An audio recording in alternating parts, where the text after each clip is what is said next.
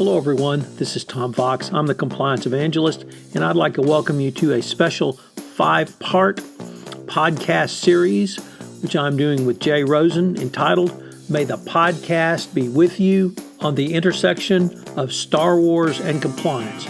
Our sponsor for this podcast series is Affiliated Monitor. Founded in 2004, Affiliated Monitors provides professional, independent integrity monitoring and ethics and compliance assessments nationally and internationally and across all industries.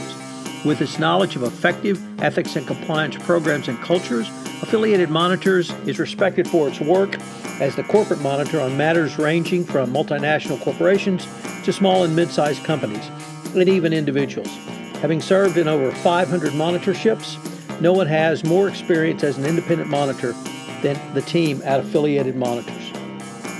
For more information on how an independent monitor can help improve your company's ethics and compliance program, I would urge you to visit Affiliated Monitors at www.affiliatedmonitors.com. May the Podcast Be With You series is a part of the Compliance Podcast Network. Hello everyone, this is Tom Fox, the Compliance Evangelist. I'm here with Jay Rosen today for a special 1-week podcast series, May the Podcast Be With You, on the intersection of Star Wars and compliance. Today we take a look at Episode 7, The Force Awakens. Hello everyone, this is Tom Fox, back again with Jay Rosen for Part 4 of our 5-part exploration of the Star Wars series, honoring the release of the latest edition, The Last Jedi. Each day we are exploring one movie and taking a compliance lesson from it. Today we're going to take a look at Episode 7, The Force Awakens, and the compliance concept of disruptive innovation. Jay, you want to set the stage for us? Sure. So 30 years have passed since the destruction of the second Death Star. Luke has disappeared and Han and Leia have split up. He's still a freighter captain who mourns his failed marriage and misses his prized ship, the Millennium Falcon. The Resistance, led by General Leia, opposes the First Order while searching for her brother Luke Skywalker. Resistant pilot Poe Dameron searches for a map to Luke's hidden location. Stormtroopers commanded by the mysterious Kylo Ren destroy the village and capture Poe. Poe's droid BB-8 escapes with the map and encounters our heroine, a scavenger named Rey. FN-2187 frees Poe. They escape in a stolen TIE fighter, and Poe dubs FN-2187 and gives him the name Finn. They crash on Jakku, and Finn survives, but he believes that Poe has perished in the crash. Finn encounters Rey and BB-8. They steal the Millennium Falcon from a junkyard and plan to escape. But the Falcon is captured by a larger ship piloted by Han Solo and Chewbacca. This ties us back into the original trilogy. At the First Order Starkiller base, Supreme Leader Snoke allows General Hux to use the weapon for the first time. The crew travels to the planet Takodana and meets with Cantina owner Maz Kanata, who offers to get BB-8 to the Resistance. Rey finds the lightsaber that once belonged to Luke and his father, Anakin Skywalker. The First Order attacks Takodana in search of BB-8. Han, Chewbacca, and Finn are saved by Resistance X-Wing fighters led by Poe. Leia arrives with C-3PO and reunites with Han and Chewbacca.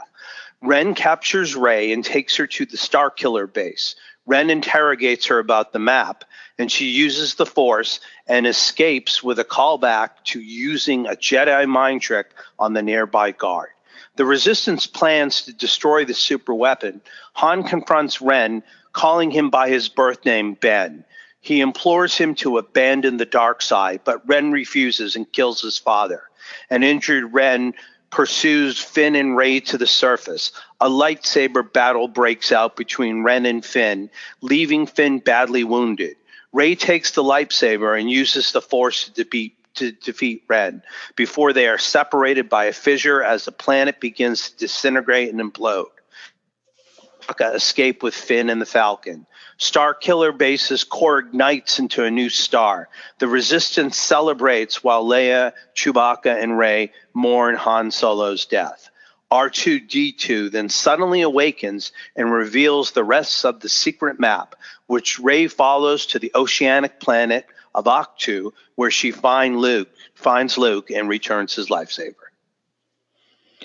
So, Jay, I'd like to use this particular episode in the Star Wars oeuvre, The Force Awakens, to introduce the concept of disruptive innovation and compliance. And I really see compliance really either lends itself to being disruptive innovatively, or disruptive innovation lends itself to working in compliance for three reasons. First of all, compliance is a process. And while this may seem as about the most self-evident statement that I, you, or anyone else can make, I still get contacted by companies that want an off-the-shelf compliance package and compliance solution. This is not what compliance is. It's a process. We've talked about this in earlier episodes, that it's a design process based upon you assessing your risk and then managing your own risk going forward. The second point is that Compliance 3.0 is very different from the compliance programs of the past. We have moved on to now operationalizing compliance into the very fabric of an organization. Compliance is no longer centered in legal or even the compliance department in a company. Compliance has moved out into the business unit. And so when you have a business unit process, it lends itself to having disruptive innovation. And then number three is that not all disruptive innovations succeed. Sometimes you can try to new processes or procedures that may not work, but you remember that disruption is only one step in the creative and growth process. And if you build upon any things that you have done which didn't succeed, then you can consider it as really a unidimensional continuum all moving forward. If you're concerned that the Department of Justice may chastise you or even sanction you for this, I think that is incorrect, because the department wants to see a well thought out program and procedures, but using your own innovative techniques. So I think disruptive innovation really works in the compliance field, Jay. I think it's something that compliance officers are going to utilize more fully to more completely operationalize compliance. And I think as we're able to inculcate compliance into the business units, it will create a much more robust form of compliance for the company. Now, when you talk about the disruption, Tom, are you thinking that it's mostly technology that would be that disruptive force, or what other ways do you think that we can have disruption within compliance? Well, certainly technology is going to be a part of that. Data is going to be a part of that. Utilizing the data, dicing and slicing it in different ways. I've heard a couple of great phrases. Finding patterns in raked leaves is one from Patrick Taylor of Oversight. I've also heard the phrase using data and compliance to look around corners. So data will be a part of that.